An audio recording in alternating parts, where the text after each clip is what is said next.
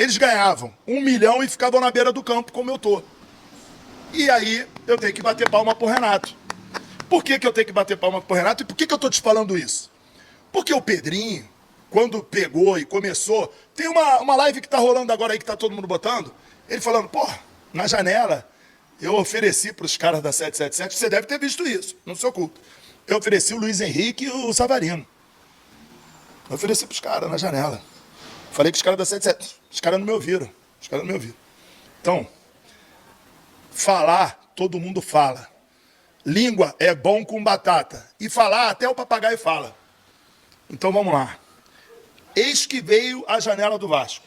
Eu falava no teu programa lá no começo que o projeto desportivo do Pedrinho era o divino, que era a vontade do ídolo Felipe Coutinho de querer voltar. E, porra, porque mais do que isso a gente não viria. Eu achava que não ia ter dinheiro. Eu achava. Sabe por que eu achava?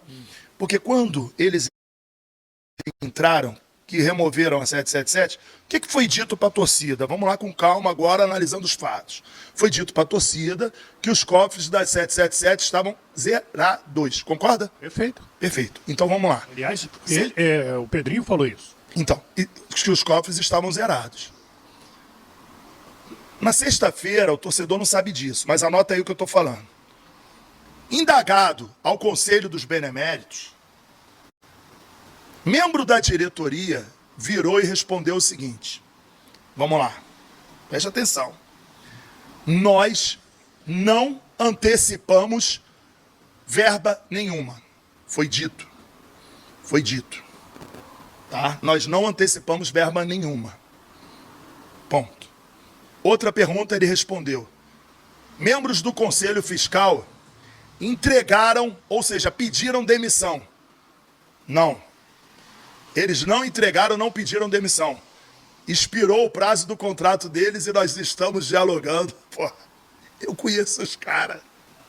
Os caras pediram demissão.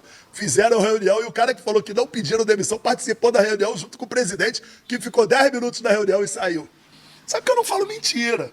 Mas, Pedrinho salvou o Vasco. E aí, o que acontece? Se tudo der errado, nós vamos fazer o seguinte. Se não fosse o Pedrinho, a gente não estava aqui comentando das dificuldades do Vasco. O Vasco teria acabado. Aí eu te pergunto, porque tu é inteligente, teu seguidor aí é inteligente. Esqueçam a 777, foi uma merda, tá? É isso que vocês querem? Foi uma merda, acabou, solvência. Infelizmente, acabou. Mas a ACAP assumiu. E aí eu te pergunto, acabou o Genoa? Não. Acabou o Hertha Berlim?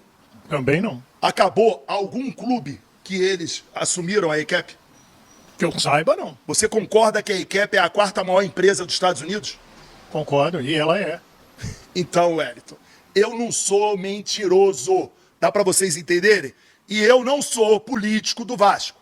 Agora eu vou contar uma coisa aqui que ninguém sabe. Eu perguntei a uma pessoa que já está fora da empresa, mas que tem correlação com essa ACAP. E sabe o que foi me dito? Mais ou menos eu já sei, mas vamos lá. Apareceu um comprador para a ACAP. A ACAP detém hoje já 31%, o resto está na justiça, concorda? Isso, é verdade. Então, apareceu um comprador para a ACAP. E aí, para comprar, só para o torcedor entender, para comprar as ações da ACAP, que pegou... Já foram aportados 310 milhões. Da Vasco SAP. Então, compraria 31% das ações que hoje pertencem à empresa americana. Isso. Então, vamos lá. Só para o torcedor entender. O Vasco, quando entrou a 777... Ou seja, um novo parceiro. Um novo parceiro comercial. O Vasco, quando comprou a 777, quando entrou na Sociedade Anônima de Futebol do Vasco, que adquiriu, fez o contrato, vamos lá, o Vasco estava, me responde se eu estou errado, 5 meses de salário atrasado. Perfeito. Disputando a 2ª divisão. E com um risco grande de não subir. Com risco grande de não subir. Eles entraram com o dinheiro. Tanto que subiu só na última rodada contra o Ituano lá. Isso. E era a promessa do Nenê e ele cumpriu. E vamos lá. E que um cara foi expulso lá, acho que foi o goleiro, né? Não, foi o Jogaram com Andrei. Foi o Andrei que foi expulso aos 17 segundos. É isso aí. Aí vamos lá. Bom, o Vasco sobe a primeira divisão com um time que foi identificado pela empresa que, se ficasse na primeira divisão, ia ser o que os torcedores ficavam sacaneando o Vasco, chamavam o Vasco de golfinho. Faz uma graça, aparece e mergulha. Faz uma graça, aparece e mergulha. Todo vascaíno já deve ter sido sacaneado dessa forma. Então, os caras identificaram, nós temos que mudar todo esse elenco. E aí, o que eles fazem? Eles pegam aquele elenco todo e dispensam aquele elenco. Os que terminavam o contrato, eles dizem que não iam renovar, e os que ainda tinham contrato, eles tiveram que negociar. E alguém entrou na justiça contra o Vasco? Daqueles jogadores? Que eu lembre, não. Nenhum. Todos receberam perfeitamente. Isso aí teve um custo para a empresa, que no primeiro momento pegou 5 meses de salário atrasado, teve que demitir um time inteiro, teve que contratar um time inteiro. Na época, Paulo Brax, que assumiu com essa incumbência. Contratou ali o Piton, o Paulo Henrique, o Léo Jardim, o Léo Pelé, trouxe jogadores que agregaram ao time, que estão aí. Se o Vasco fez essa graça aí, fez fora do time que a empresa contratou. Mas cometeram erros gravíssimos. Pô, Carabarral, pra mim, foi ridículo. Entendeu? Eu também não passo, só contrataram gente boa, não. Contrataram jogadores, porra, mas tudo bem. Mas você não terminou de contar. Aí a equipe arrumou um parceiro. Arrumou o parceiro. Para ficar no lugar dela. Arrumou o parceiro. 31% a equipe arrumou. E aí eu falei essa história toda por quê? Vamos lá. Eles pagaram 310 milhões do Valuê ter sido muito pequeno de quando compraram, o Vasco na segunda divisão e tal, parará. Quando eles quiseram agora vender, eles arrumaram um comprador para pagar só nos 31%, quase que o dobro, 600 milhões. Se fosse 620, era o dobro. 600 milhões nos 31% que eles pagaram 310 milhões. Ou seja, manteve o Vasco na primeira divisão, está disputando aí, de repente, a classificação de Sul-Americana, quem sabe, se Deus quiser, de pré-Libertadores. Ô, Wellington, e os caras acertaram com eles e a equipe levou a diretoria. Isso foi me dito e não tem conversa fiada.